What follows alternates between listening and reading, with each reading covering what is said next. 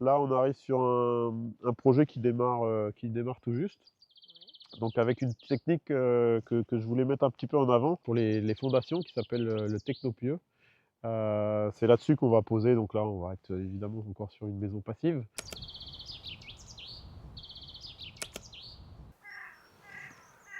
Réginald qui est là donc de Technopieux présentera un peu plus dans le détail et dans la technique. Mais en fait c'est des pieux qui sont vissés en acier et qui permettent euh, déjà d'éviter les terrassements, des fondations profondes, des amenées de béton, du coup, voilà. Et aussi qui aujourd'hui, avec tout ce qui s'est passé, les sinistres par rapport aux maisons qui éclatent entre les gonflements et retraits des argiles, et bah là, si on a besoin de descendre à des profondeurs importantes, il est capable de descendre des pieux jusqu'à 20 mètres. Nous, on a fait un projet il y a quelques mois, là, où on avait un terrain qui était très humide, qui n'était pas porteur. On était descendu à 9 mètres de profondeur. Là, il va descendre à 2-3 mètres. Bon, chaque chantier est différent au niveau des profondeurs.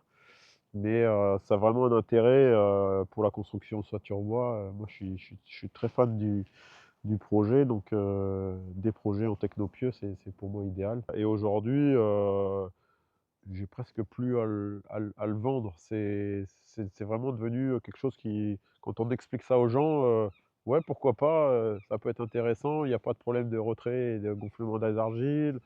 Il y a un coût sur le terrassement. Donc tout ça, ça fait que les gens aujourd'hui sont intéressés par cette technique. Là, j'ai ce projet-là qui est en cours.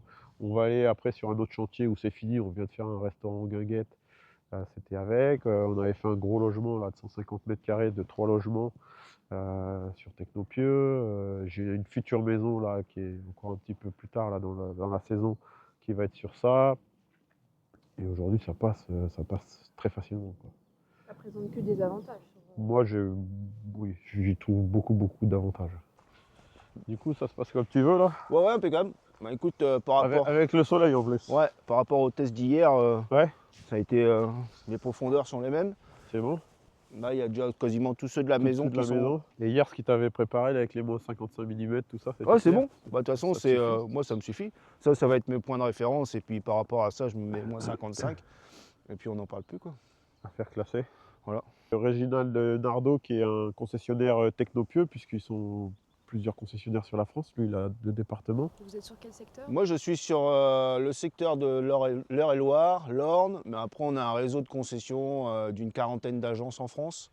Ce qui permet de répondre à tous les besoins sur le territoire national. Cette technique-là, elle existe depuis combien de temps? C'est Cette quelque chose de technique est originaire du Québec. C'est une technique québécoise qui a vu le jour il y a 38 ans à peu près, et puis un peu plus de 20 ans en France maintenant.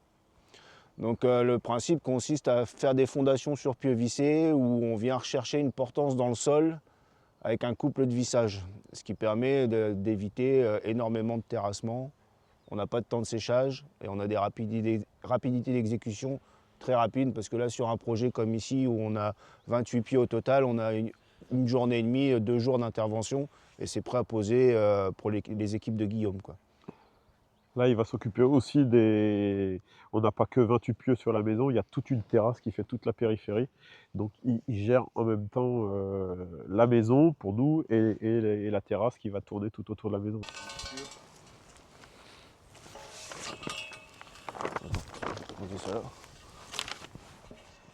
Alors, comment ça se...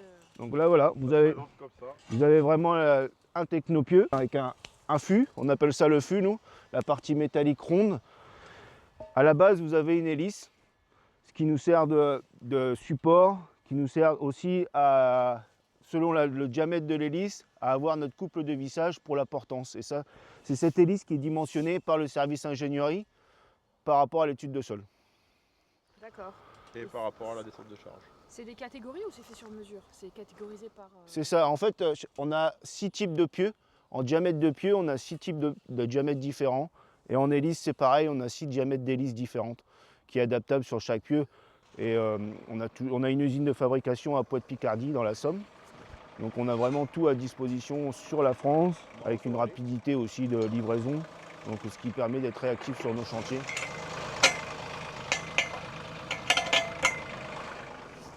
Nos machines sont fabriquées par Technopieux au Québec. On a deux types de machines, celle-ci le M2, qui est en capacité de prendre jusqu'à 15 tonnes de charge.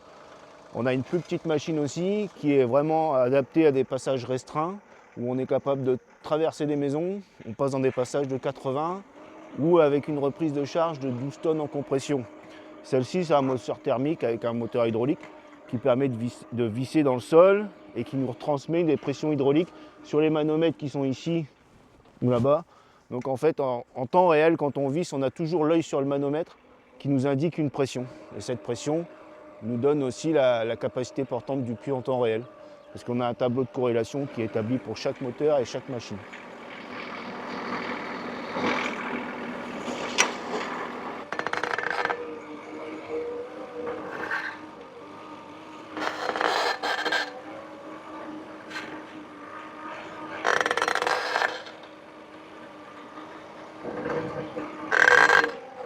Et du coup, tu vas t'arrêter à cette profondeur-là? Non, si non, t'arrêtes pas à c'est juste que, comme j'ai expliqué tout à l'heure, là où on a justement, on n'a pas le, on a prévu une hélice de 12 pouces. Il y a des endroits ça passe, là ça passe pas. Tu as une plus petite, Voilà, ça, du coup. l'avantage qu'on a, c'est qu'avec une unité de production en France, Ouais. ben, on a l'avantage d'avoir des puits rapidement. Donc du coup, ceux-là, je vais les laisser de côté et je vais venir avec une hélice plus petite pour pouvoir m'ancrer comme il faut dedans. Ouais. Le P3 a un diamètre de 89 mm et le P2,5 a un diamètre de 75 mm, mais ils ne vont pas reprendre les mêmes efforts. Sur du P3, on est capable de reprendre des charges jusqu'à 15 tonnes en compression, que sur le P2,5, on va être limité à 9 tonnes en compression. Après, on reprend également de la traction sur certains projets. Ici, notamment, on n'a pas de traction à reprendre, mais on est capable de prendre compression, traction et aussi des efforts de cisaillement, tout ça sans béton. D'accord, et tout ça c'est calculé en amont par un bureau d'études? C'est ça, en fait, on va travailler grâce à la lecture d'une étude de sol G2, ce qui va nous donner les strates qui sont dans le sol, la densité du sol, qui va pouvoir dimensionner, nous on va dimensionner la taille de l'hélice qu'on a en pied de pieu, parce qu'on va partir des hélices qui partent de 20 cm jusqu'à 60 cm, et tout ça, ça va vraiment être dimensionné par nos ingénieurs, chez nous, chez Technopieux, par rapport à la densité dans le sol. Et la profondeur d'ancrage va être gérée aussi par rapport aux descentes de charge que le constructeur nous fournisse, que ce soit bois ou béton ou hangar, on est capable de justifier toutes les reprises de charge. Ça peut paraître comme ça un peu barbare, mais c'est quand même de la technologie poussée quand même, hein. C'est pas de la bricole comme on dit. Là, au niveau du lieu, comment ça... Là, tu es dans la salle à manger, là. Ici, là, sur le couloir au milieu, on a vraiment les pieux de maison où avec nos services ingénierie, on a travaillé pour optimiser le projet en corrélation avec l'étude de sol et les descentes de charge qu'on nous a fournies. Donc on est parti sur un type de pieux de type P3 et pour la partie habitation et pour la partie terrasse, on a optimisé en partant sur un pieux de type P2,5 qui n'a pas autant besoin de reprise de charge. Donc on optimise les projets en fonction de ça, quoi. Pour limiter les coûts. On a 12 pieux pour l'habitation, pour la partie habitation, où le plus chargé, il est chargé en compression à 10 tonnes 5.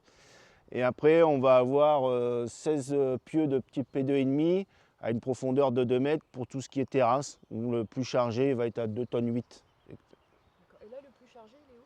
Les plus chargés vont être celui-ci. C'est les deux sur cette file-là. C'est les deux qui sont le plus chargés. C'est sûr, il y a le mur de refend, là. Ouais, ça doit être ça. C'est pour ça. Moi, Moi, dans la construction, j'ai un mur de refend. Donc forcément, les descentes de charge sont un peu différentes. Donc ça lui augmente un peu de besoin de résistance. Après, il faut savoir que les pieux que Regina met en place, aussi bien au niveau implantation qu'altimétrie, on parle quasi au millimètre, hein, on est d'accord. Hein. En tout cas, en altimétrie, il est au millimètre. J'ai déjà travaillé avec lui, ça, il n'y a pas de souci. Et nous, de toute façon, c'est indispensable dans nos ceintures bois. Et en positionnement, ils ont un système de théodolite qui leur positionne par rapport au plan qu'on envoie donc sur un fichier DWG.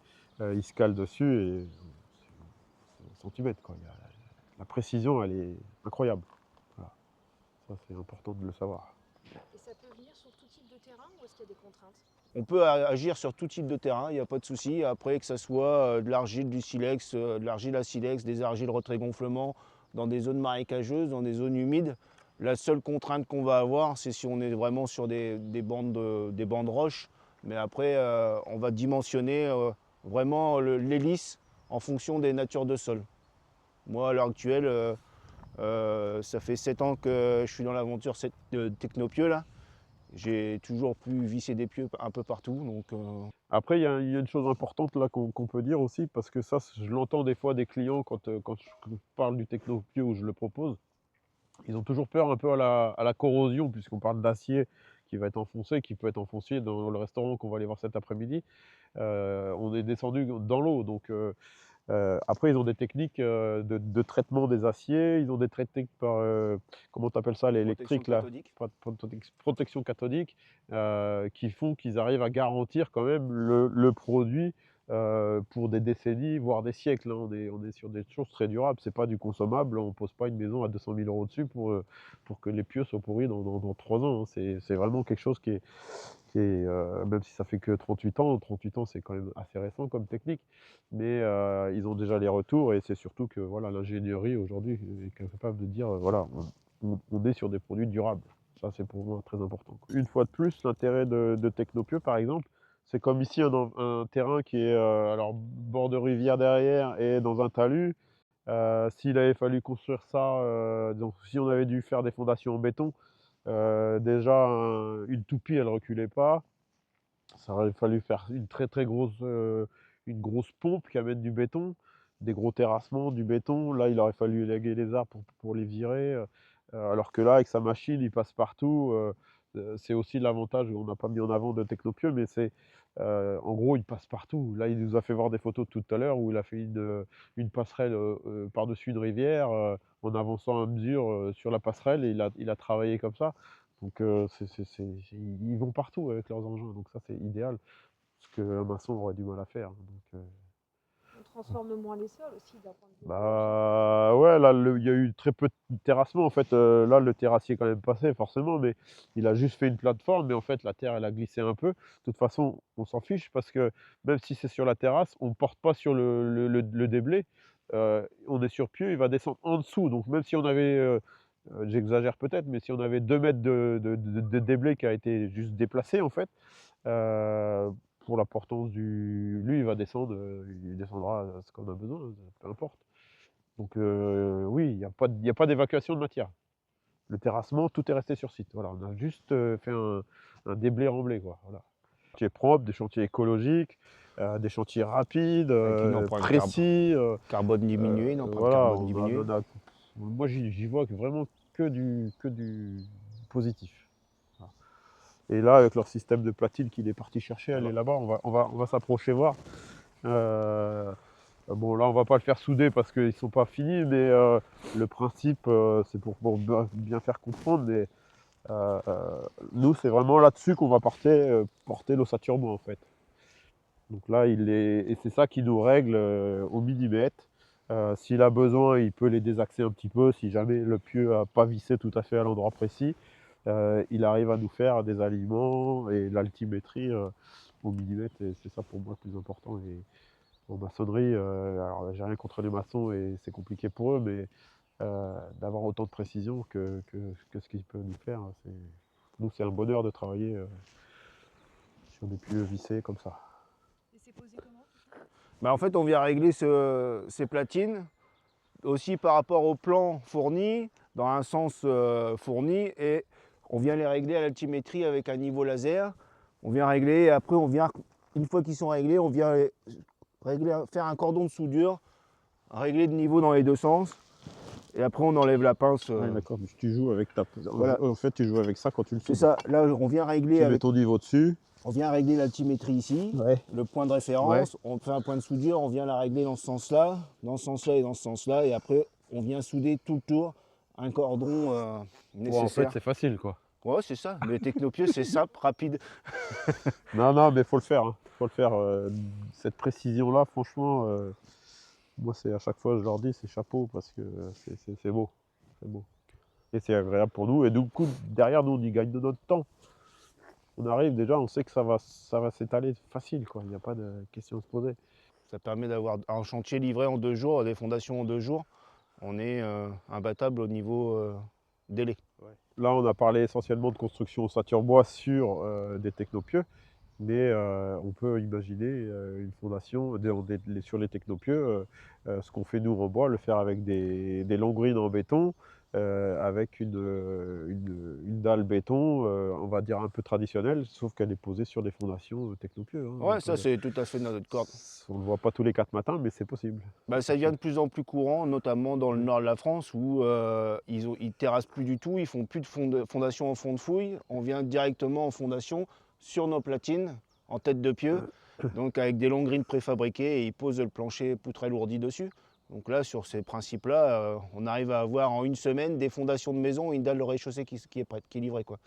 Donc en méthode traditionnelle, il faut déjà 24 jours de Ouais, séchage 21 jours, pour, les 26 jours, ouais. pour les fondations, le temps de monter les rangs de parpaings, de replacer tout ça. Donc là, on reste imbattable et c'est surtout que, comme une fois, rapidité d'exécution, on est bon. Et que ça bougera pas. Voilà. Bon, je te dis, ouais, lundi, ça va être fini, moi. Donc il n'y a pas de souci. Ouais. Et puis, Faut pas que t'ailles trop vite. Comment ? Faut pas que t'ailles trop vite. Ah ouais. Je vais pas suivre derrière. Commence à me parler des dates. Tout. Ouais, bon, bah du coup, pour le garage là, qui va venir. Ah ouais.